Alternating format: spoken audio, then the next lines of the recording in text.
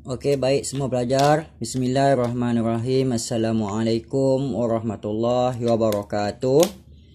And also very good morning to all of you. So diharapkan you all semua kekal bersemangat, kekal teguh kepada pelajaran yang kita akan pelajari. Pada pelajaran yang lepas kita dah belajar tentang domain arki dan juga domain bakteria. Kamu fokus kepada bagaimana struktur domain arki dan domain bakteria tersebut dengan kamu menyatakan bahawa domain itu melibatkan prokaryotik sel. Kamu belajar dalam kedua-dua tu kamu banyak fokus kepada bakteria. Di mana dalam bakteria kamu fokus kepada sel wall dia dibina daripada struktur yang kita panggil sebagai peptidoglycan. Kamu belajar bahawa domain bakteria itu mempunyai diversity, terutama dalam aspek dia punya shapes. Nah, kamu tahu tentang domain bakteria, tentang kepentingan dia kepada persekitaran. Baik, hari ini kita fokus kepada satu lagi domain, iaitu domain eukarya. Domain eukarya ini adalah satu domain yang melibatkan eukaryotik sel. Di bawah domain ini, dia melibatkan 4 kingdom utama, iaitu kingdom protista, kingdom fungi, kingdom animalia dan juga kingdom plantae. Apa yang kita fokus pada hari ini adalah kingdom protista. Kingdom protista ini adalah terdiri daripada kesemua eukaryotik sel. Dan mostly eukaryotik sel itu adalah uniselular. Pada dahulu, kingdom protista ini sering diabaikan. Mereka meletakkan semua organism-organism yang mana bersifat uniselular eukaryotik sel ke dalam plant, fungi dan juga animal. Pada akhirnya, saintis mengeluarkan kesemua kehidupan ini, iaitu unicellular eukaryotik sel diletakkan dalam satu kingdom dinamakan sebagai kingdom protista. Walaupun most of the protista adalah unicellular, but some of them is colonial, iaitu unicellular yang boleh membentuk koloni, and some of them is multicellular. Sikit saja multicellular, ya. How does the protist feed? The protists have a various mode of nutrition. Cara dia mengambil nutrisi ada pelbagai. Boleh kita kategorikan the mode of nutrition bagi protists adalah photoautotroph. Perkataan autotroph bermaksud they can synthesize their own organic compound. Dia boleh buat makanan sendiri.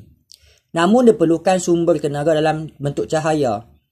Dan organism ini mempunyai kloroplas.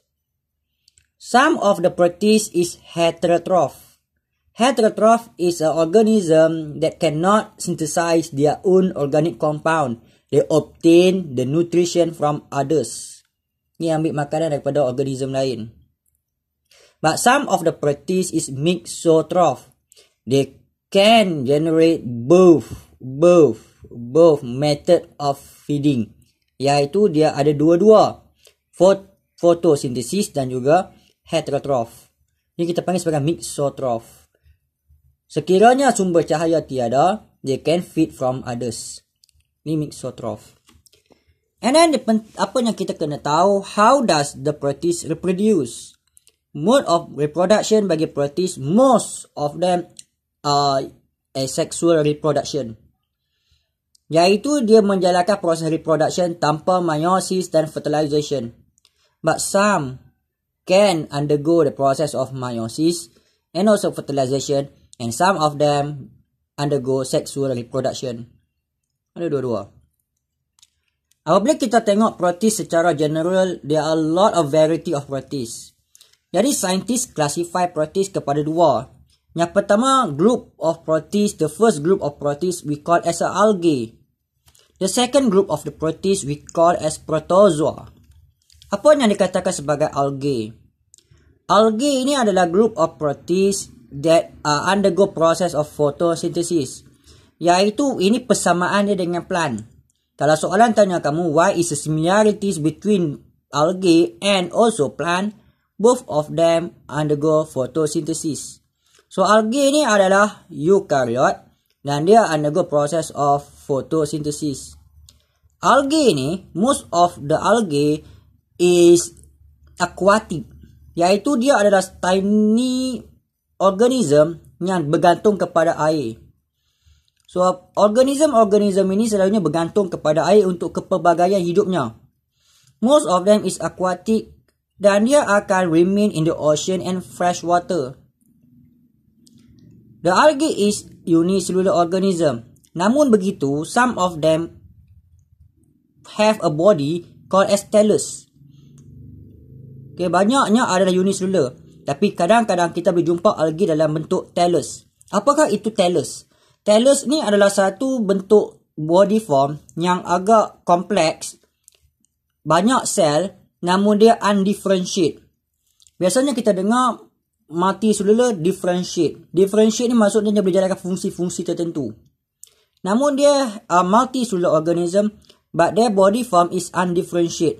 Oleh itu, algae yang bentuk multicellular undifferentiate ni, the lack of a true stem. Dia tak ada batang yang sebenar.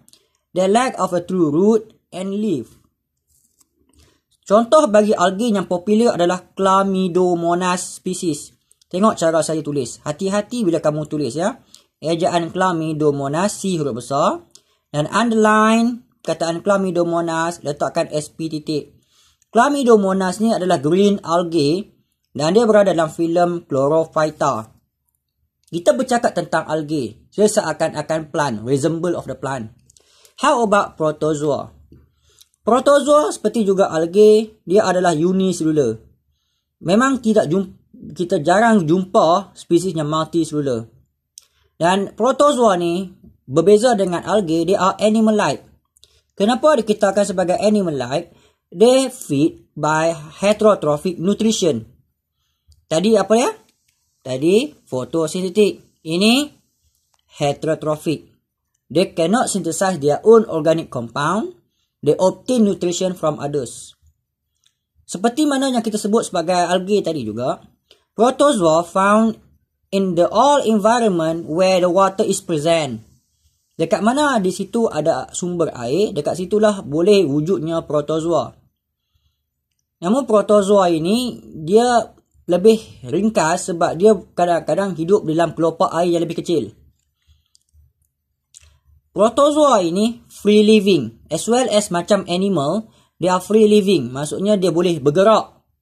Dan untuk pergerakan dia, they have a lot of method. Sebagai contoh, has a flagella, has cilia, has pseudopodia. Jadi apa contohnya? Contohnya adalah ameba. Tengok cara tulis ameba. Ameba, ejaan ameba, E huruf besar, underline, SP titik. Dan dia berada dalam filem Rhizopoda. Ameba ni adalah satu bentuk protozoa yang boleh bergerak menggunakan kaki palsu. So, they can undergo the locomotion by using pseudopodia. Okay. So, protozoa ni adalah animal-like. Algae adalah plant-like. Ini juga perlukan air. Ini juga perlukan air. Biasanya kita akan fokus kepada kedua-dua organisme ni dalam aspek adakah dia prokariot, adakah dia eukariot. Yang kedua, adakah dia fotosintesis, adakah dia heterotroph. Yang ketiga, dia punya reproduction, adakah dia sexual, adakah dia asexual. Yang keempat, body form dia, adakah dia unicellular, adakah dia multicellular, adakah dia thallus. So, compare dengan baik ketiga-tiga tu. On our next lesson, kita akan fokus kepada importance of protista dan kita akan tengok pada video yang berikutnya. So, that's all for today's lesson. Bye.